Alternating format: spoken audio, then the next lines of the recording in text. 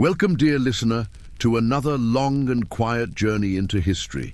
Tonight, we turn to the long and weary travels of early explorers. It is tempting, of course, to imagine their lives in sudden bursts of adventure, discovering new lands, mapping unknown seas, and returning home to great acclaim. But for most of them, life on the road or on the water was not like that. It was slow. It was repetitive. It was filled with discomfort, waiting, and the simple persistence of putting one foot in front of the other, or one sail before the wind. So as you listen, I invite you to set aside any expectation of grand excitement. Instead, imagine yourself in their shoes, or perhaps in their worn boots. Imagine the soft rocking of a ship at night, or the endless sound of footsteps in the dust. Imagine, too, the small comforts that broke the monotony. A song shared among shipmates, a rare piece of fruit after weeks of salted meat, the flicker of a fire in the cool night air. Let us linger a little longer in the daily rhythm of early explorers, for if you truly wish to understand the tiring nature of their journeys, it is not the grand stories that matter, but the countless small moments, each one ordinary, each one repeating, until they blurred together into years of travel. Picture yourself again, aboard a wooden ship, somewhere on the open ocean. The air is cool and damp. Around you, the timbers groan softly with each shift of the waves, as though the ship itself is breathing in sleep. The hammocks sway with the roll of the water, carrying men back and forth in a slow, hypnotic rhythm. When you rise, the ceiling is low. You must stoop slightly as you move through the cramped quarters. Your feet touch planks that are always damp, never fully dry, no matter the season. You climb the narrow ladder to the deck, and the brightness of the sky blinds you for a moment after the dimness below. The day stretches ahead with little variation. If the wind is steady, the sails remain full, and the ship makes progress, cutting through the waves with a steady hiss. If the wind falters, the ship drifts almost lazily, its sails hanging loose as though the world itself has paused. Either way, your tasks remain the same. You may spend hours coiling ropes, cleaning decks, adjusting sails ever so slightly, or simply waiting at your post, eyes straining across the horizon. In truth, most of your day is not excitement but routine maintenance, the kind that never ends. Wood swells and cracks, ropes fray, barrels leak, and every small problem must be tended to if the ship is to continue. Meals come at irregular intervals. The same foods repeat until they feel endless. Hard biscuit, salted meat, dried beans. The biscuit, so dense it can be used as a tool, must sometimes be broken with the blunt end of a knife. The meat is often so tough that you chew more for the sake of filling your stomach than for taste. Water grows stale. Wine or beer dulls the edge of thirst, but it is never refreshing. The smell of tar, rope, and unwashed bodies lingers even in the open air. At night, the sea is a world of its own. Stars spread out overhead in endless fields of light, more numerous than you have ever seen on land. The water glows faintly with phosphorescence, stirred by the ship's passage. The air is cooler, quieter, though the creak of timbers and the slap of waves never truly cease. You lie in your hammock, the ship rocking you gently, and listen to the mingled sounds of breathing, murmurs and distant bells. Sleep comes slowly, then deeply, until you are called once again to rise. This was the pattern for weeks, for months. Exploration was not a sudden adventure, it was endurance. Now imagine a different kind of journey. An overland expedition, perhaps across the dusty plains of Central Asia, or along the rough paths of South America. Here, the tiring rhythm is marked not by waves, but by footsteps. The day begins with the pale light of dawn. You rise from a bed of straw, or from a blanket laid directly on the earth. The air is cool, your body stiff.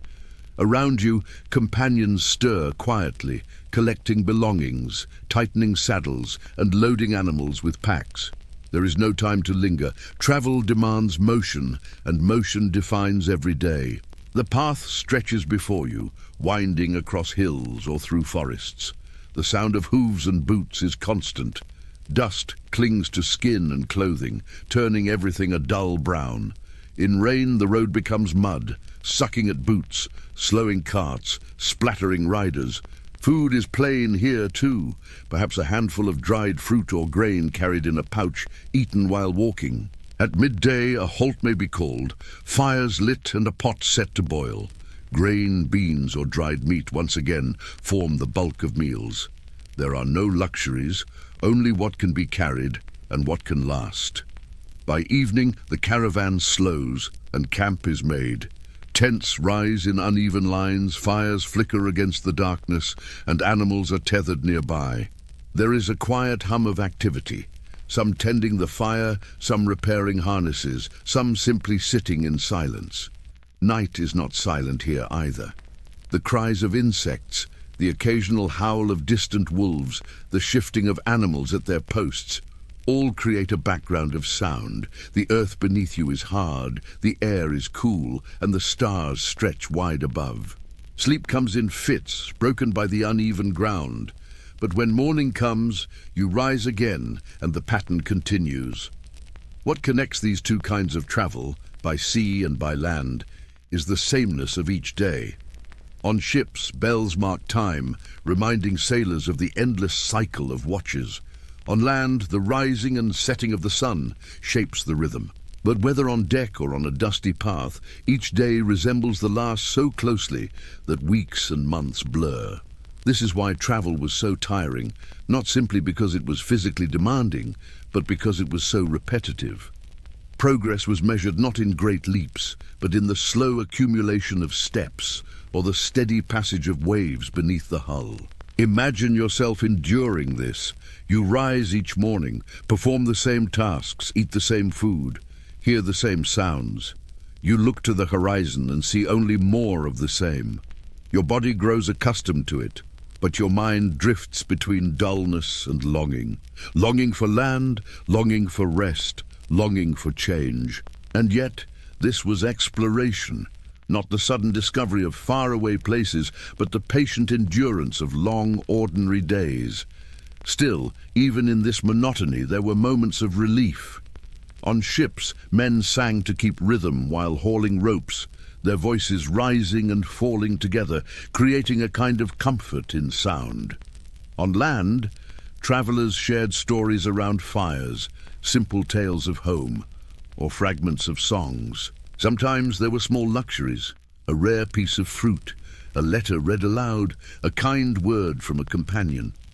These moments, though small, broke the endless repetition and made the journey bearable. And so, explorers traveled on, not driven always by the thrill of discovery, but sustained by habit, by duty, and by these tiny comforts that made the weary days pass a little easier. The year was 1519. The air in Seville was filled with the mingled scents of salt water, tar, and the spices that traders carried along the docks. 5 ships stood ready: the Trinidad, the San Antonio, the Concepcion, the Victoria, and the Santiago. Each was a world unto itself. Wooden hulls bound with iron nails, sails patched and ready to catch the wind, holds filled with supplies for a journey no one could fully imagine. Ferdinand Magellan, once a Portuguese sailor but now serving Spain, prepared to lead them westward. His plan was bold: to find a route through the unfamiliar lands of the Americas and reach the fabled Spice Islands of the East. Yet for the men who boarded the ships, the first days were not filled with thoughts of distant treasures. They were filled with labor. Barrels of water, sacks of grain, salted meat, beans and casks of wine were loaded carefully. Tools, weapons, and navigational instruments were stored. And then, as the ships pulled away, the city of Seville shrank into the distance, replaced by the steady rhythm of the sea. At first, life settled into a pattern that was almost familiar. The ships hugged the coasts of Africa and South America, anchoring at ports for fresh food and repairs. The men grew used to the daily routine. waking to the creak of hammocks, climbing onto decks washed in salt air, eating the same meals of biscuit and meat, standing watch by day and by night. Discipline was strict. Magellan, though respected, was also stern. Orders were carried out without question.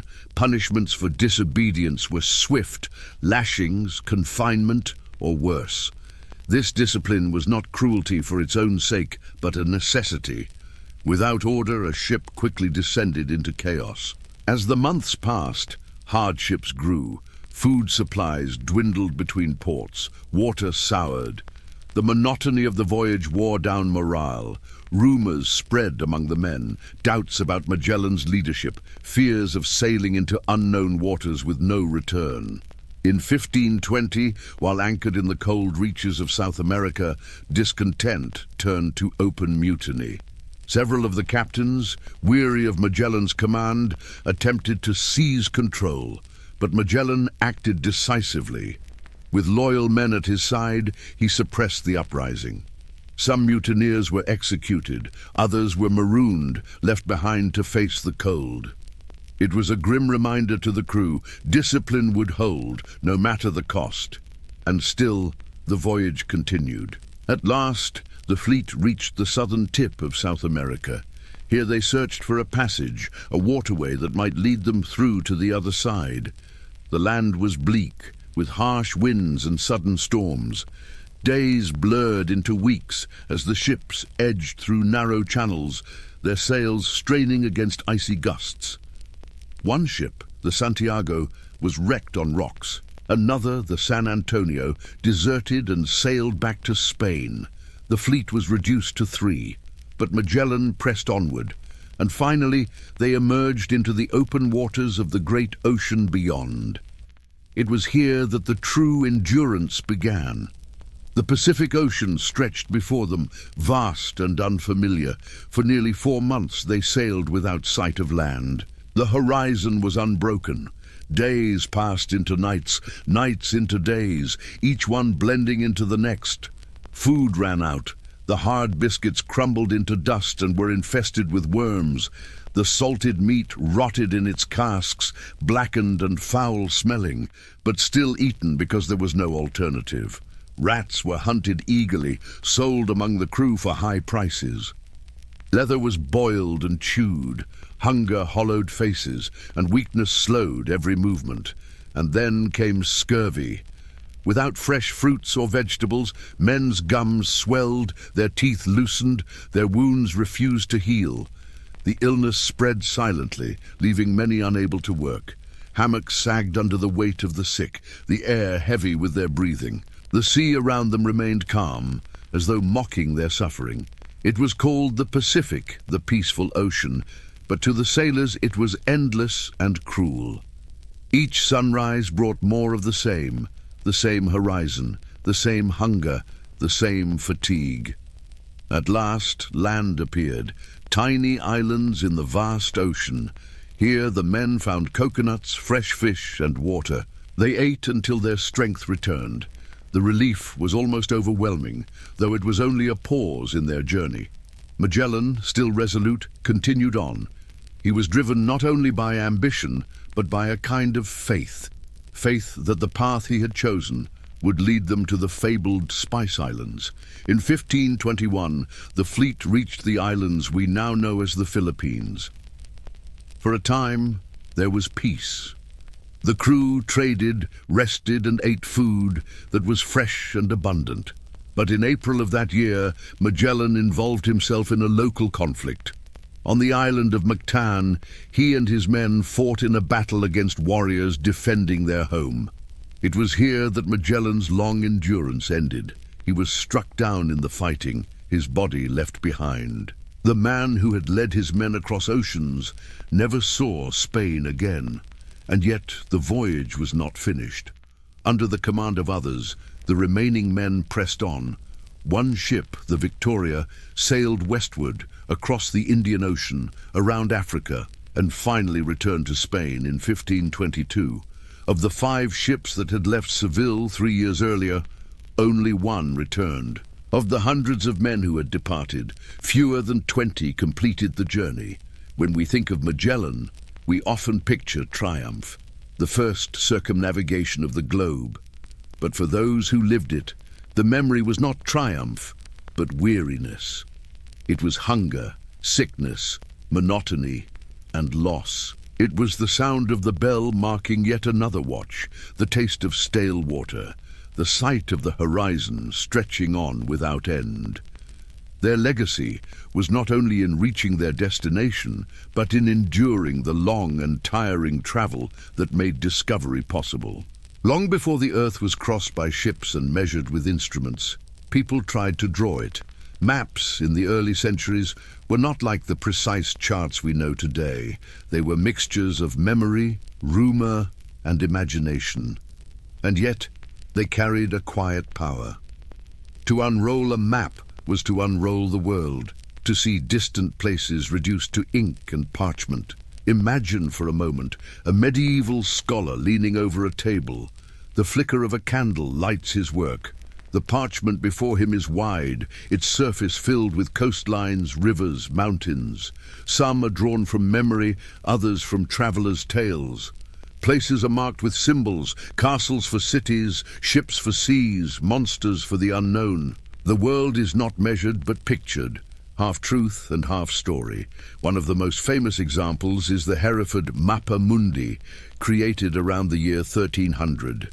It is not a map of directions, but of meaning. At its center is Jerusalem. Around it spread the continents, shaped not by geography, but by theology and myth. Asia lies at the top, Europe at the bottom left, Africa at the bottom right. Rivers flow, mountains rise, but so too do fantastical creatures, dog-headed men, people with giant ears, lands of strange marvels. This was not a tool for navigation. It was a reflection of how people imagined the world, vast, mysterious, filled with wonders. To gaze at it was to dream, not to travel. Centuries later, in 1513, the Ottoman admiral Piri Reis created a map that still puzzles historians today. Drawn on gazelle skin, it depicted parts of Europe, Africa, and South America with surprising accuracy.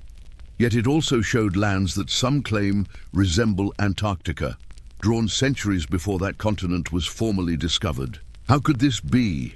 Was it a lucky error, a blending of coastlines misremembered, or did Piri Reis draw upon older, now lost charts passed down from ancient times?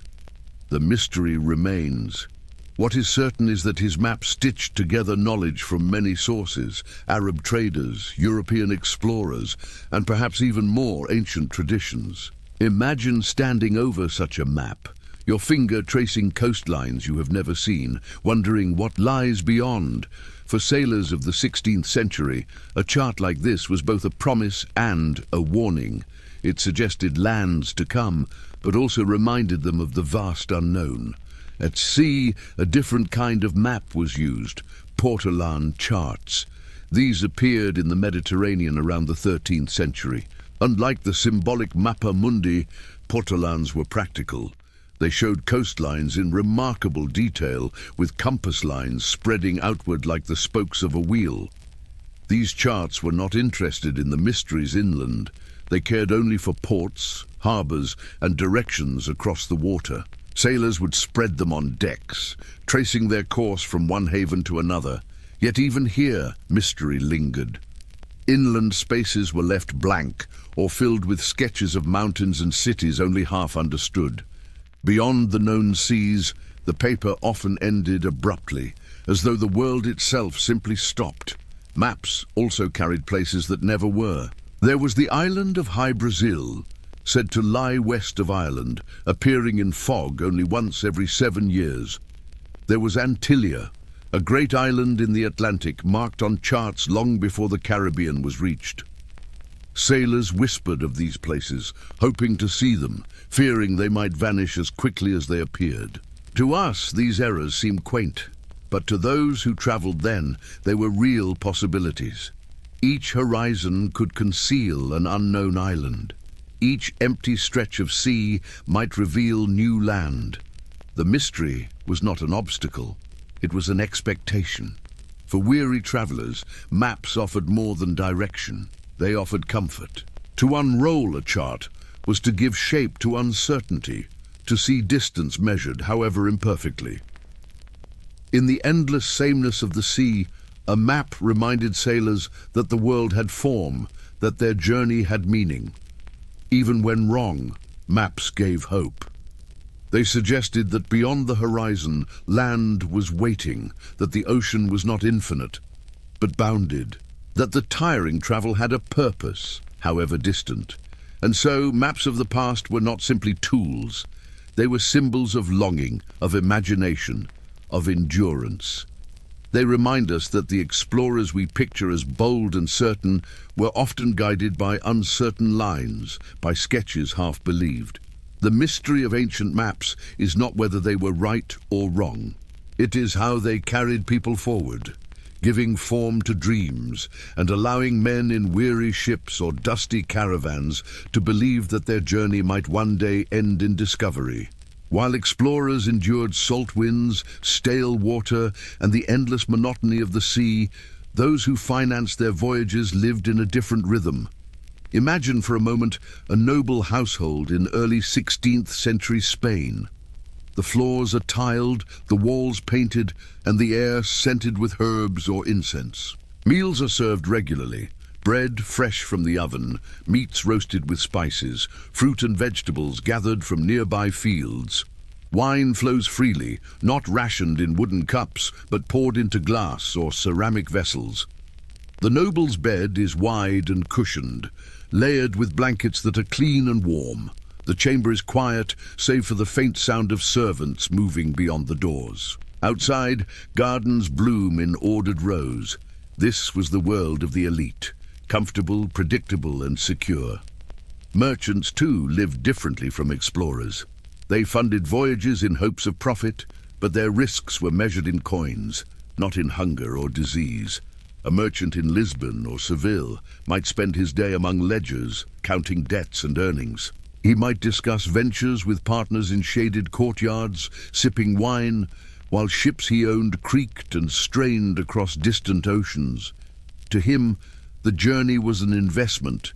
He imagined the cargo, spices, silks, gold, rather than the men who loaded and unloaded it, who patched sails or chewed on dry biscuit. His weariness came from numbers, from negotiation, not from sleepless nights in hammocks. It is striking when we pause to consider these contrasts. At sea, the rhythm was bells, watches, and endless work. At home, the rhythm was bells too, but church bells marking hours of prayer, feasts and festivals. For one, the day was filled with labor to survive. For the other, the day was filled with ceremony, ritual and comfort. In noble courts, explorers were celebrated. Stories of their journeys were told with excitement, polished until they glowed. But the truth of their tired bodies, their hunger, their despair was often hidden. Those who stayed at home imagined exploration as triumph, while those who endured it knew it as monotony. And yet, the two worlds were connected. Explorers depended on nobles and merchants for funding, ships and supplies. Nobles and merchants depended on explorers to bring back wealth and stories that enhanced their power. Without each other, neither world could exist as it did. One bore the burden of fatigue, the other bore the weight of expectation. Together, they shaped the age of exploration. When we step back, we see that history is not only about the boldness of travel or the comfort of wealth, but about the tension between them. For every noble who reclined in ease, an explorer labored at sea. For every merchant who counted profits, a sailor counted the hours of his watch. And so, the tiring travel of early explorers reminds us of a larger truth, that human lives, even when bound together by the same events, are experienced in very different ways. And so, we have walked together through the tiring travel of early explorers. We began by immersing ourselves in the daily rhythms of their lives, the creak of ships, the dust of roads, the sameness of meals, and the small rituals that gave shape to endless days. We followed Ferdinand Magellan, whose journey around the globe was less a story of sudden discovery than of long endurance, of hunger and illness, of mutiny and loss. We explored the mystery of ancient maps, where imagination and reality blended into coastlines, half known, half dreamed. And finally, we contrasted the weary lives of those who traveled with the comfort of those who stayed behind, nobles and merchants whose fortunes depended on voyages they would never endure themselves. Through it all, one theme has repeated itself: the quiet patience of human beings carrying on through discomfort, uncertainty, and the slow passage of time. Exploration was rarely glory in the moment. It was weariness, repetition, and faith that beyond the horizon something waited. As you lie here now, perhaps you can feel the rhythm of that endurance, the rocking of the ship as though it were the rhythm of your own breath, the cycle of bells and watches echoing the cycle of your heart. The endless horizon, not as a threat, but as an image of rest, wide, calm, and still. You are not on those journeys. You are here in safety and comfort. You have the peace that so many explorers longed for. Clean air, fresh water, a soft bed. Their weariness has become your quiet reflection. Their struggles have become stories, and in remembering them, you may let go of your own weariness for the day. Close your eyes. Let the sails fold. Let the fires burn low. Let the long journey fade into stillness. The tiring travels of early explorers are over, and now your own day's journey is over too. May the calm of the past carry you gently into sleep.